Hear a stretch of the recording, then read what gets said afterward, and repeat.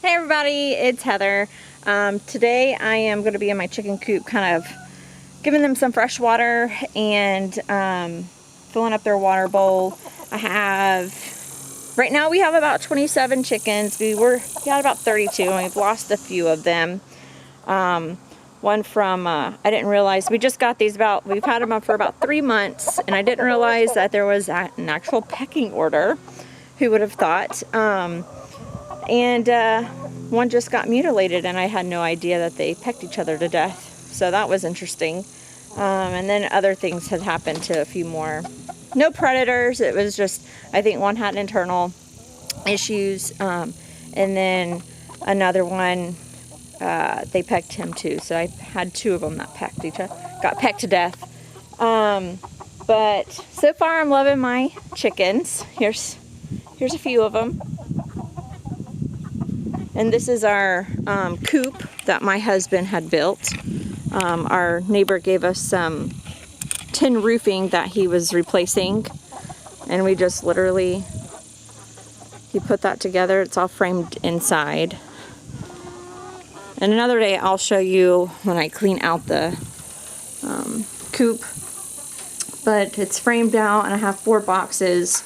They usually use about maybe 2 of them and a little perch that I made and a swing for the inside. I have a swing on the outside too and they love it. But when we're not here and they're not able to free range, if we're gone for the weekend or something, we usually have just this open too.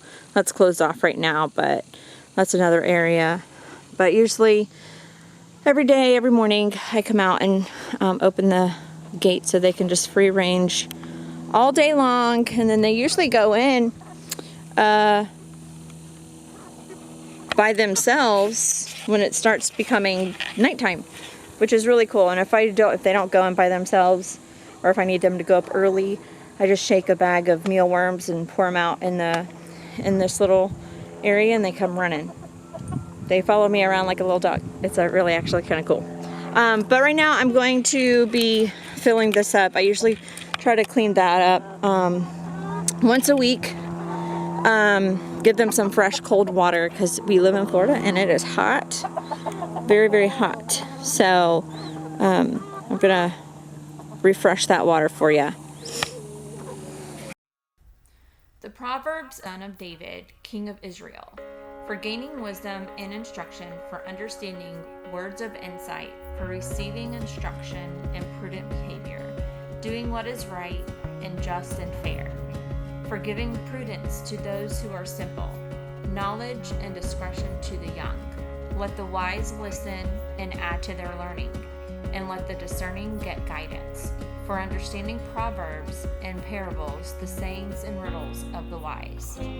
The fear of the Lord is the beginning of knowledge, but fools despise wisdom and instruction.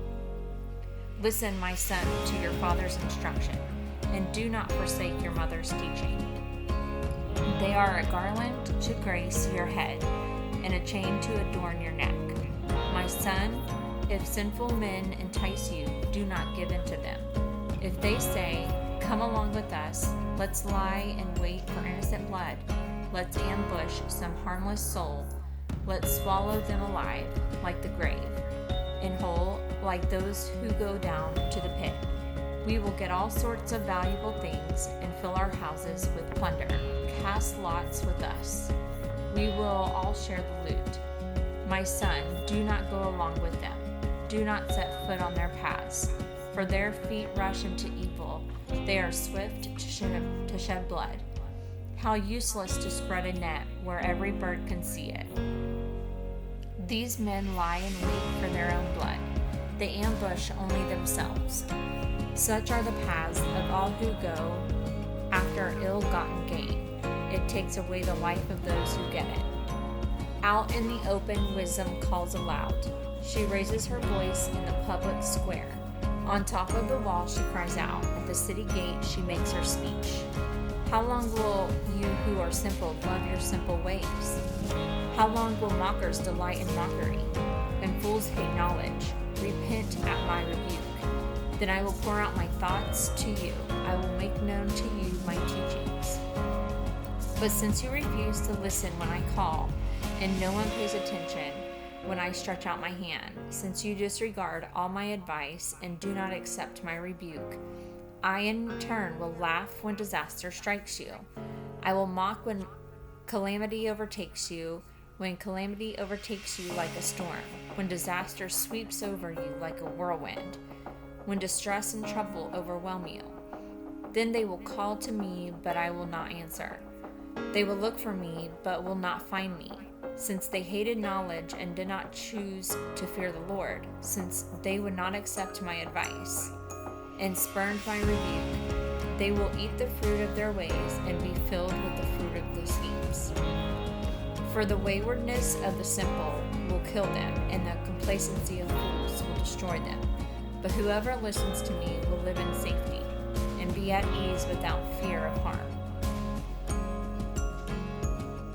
My son, if you accept my words and store up my commands within you, turning your ear to wisdom and applying your heart to understanding and deed, if you call out for insight and cry aloud for understanding, and if you look for it as for silver and search for it as for hidden treasure, then you will understand the fear of the Lord and find the knowledge of God.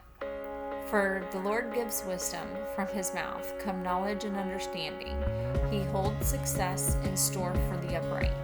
He is a shield to those who walk is blameless, for he guards the course of the just and protects the way of his faithful ones. Then you will understand what is right and just and fair, every good path. For wisdom will enter your heart, and knowledge will be pleasant to your soul. Discretion will protect you, and understanding will guard you. Wisdom will save you from the ways of wicked men, from men whose words are perverse, who have left the straight paths to walk in dark ways, who delight in doing wrong and rejoice in perverseness of evil, whose paths are crooked and who are devious in their ways. Wisdom will save you also from adulterous women, from the wayward woman with her seductive words, who has left the partner of her youth and ignored the covenant she made before God. Surely her house leads down to death, and her paths to the spirits of dead. None who go to her return or attain the paths of life.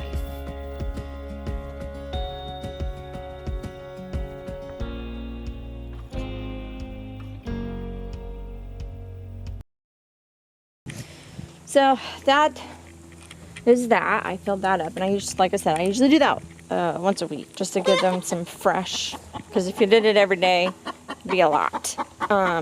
Take forever. But just to give them some fresh water to, if they want to get in or just drink. They like to perch up there and drink. Also I have a couple watering sources. I have that big tub, and then I have there's a little watering thing, and then I made one, but I got to remake it because I read that I got a 5-gallon bucket and a pan to go on the bottom of it, and I read that to drill I think a 1-inch hole on both sides. That was way too big. So I have to redo it and make the holes a little smaller because it just will not, it just overflows. So this is what I have right now. So a little pan and then a bucket, and then I drilled a hole in it. There's one hole, and on the other side there's another hole, but they're just way too big. It just won't hold the water, it just overflows. So I just got to do that. I just haven't had time. And where we live in Florida, it is extremely hot, and it's hard to be outside in the dead of summer. The last 2 months, we're hoping that this last month, August, will be our last of the hot. But you literally walk outside and it's like a wet, hot blanket that comes on you, and it's just miserable. And I know the chickens are miserable too, so that's why I just kind of keep fresh, cold water available to them every day. because if not, they will be panting, and that's not a good thing. But here's some little chickies that are hovering over some eggs. The one thing that we are having issues with, which half of our chickens are not laying because they're still too young, but we're just not getting a lot of eggs. We're getting yesterday we got 3 eggs, which is really crazy, and I cannot figure out why. So I'm gonna put that right there so you guys.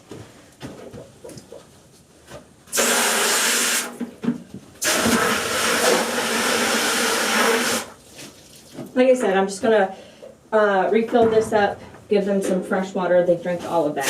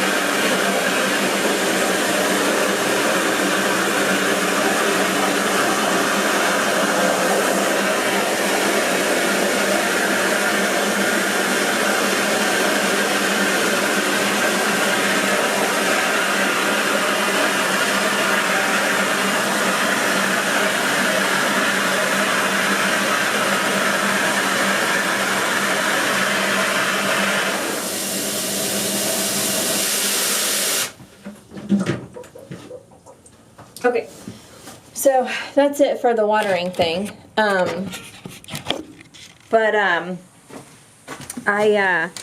That watering bowl inside, I usually fill up maybe every other day. That takes about every other day. But this one out here, I have to usually do it. It's so small, so it usually lasts maybe a day. So I have to fill it up sometimes twice a day. But yeah, I don't know why we're not getting a lot of eggs. Which is really sad because we were expecting to get a lot of eggs out of 27 chickens. But like I said, I think half of them are not laying yet because they're still too young. But I've also heard like heat can play a factor in it, and it's so hot right now that that's probably playing a factor. So I'm hoping as it gets cooler that we can start getting eggs. But I'll show you our little chicken coop, and I'll explain kind of what we did.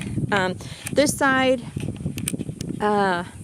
it's just more of a roaming, so we don't have, this isn't majorly protected, so we don't have like the chicken wire on the bottom like we do on the other side, and we don't have a trench filled with cinder block.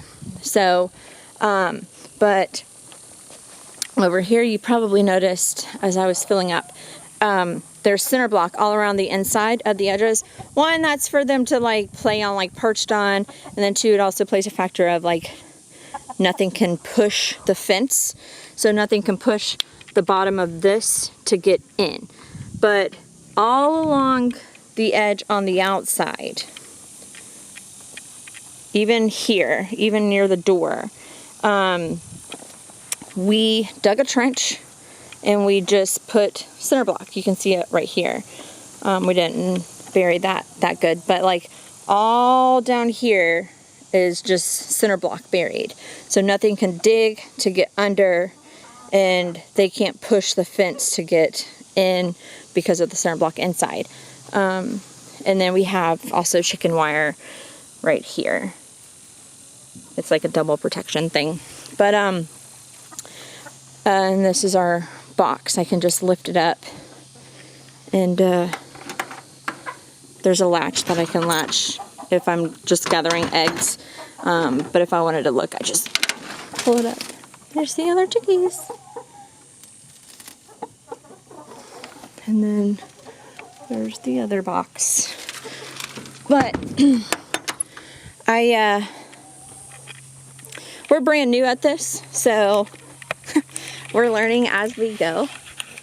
So it's It's been a lot. We've only been out here for about almost a year. In October will be a year.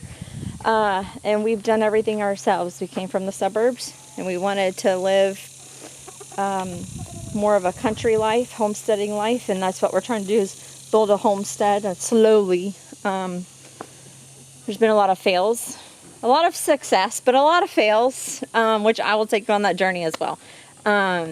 But today I just wanted to talk about my chickens, and you'll see a lot of my chickens, I'm sure. But we are getting leghorns.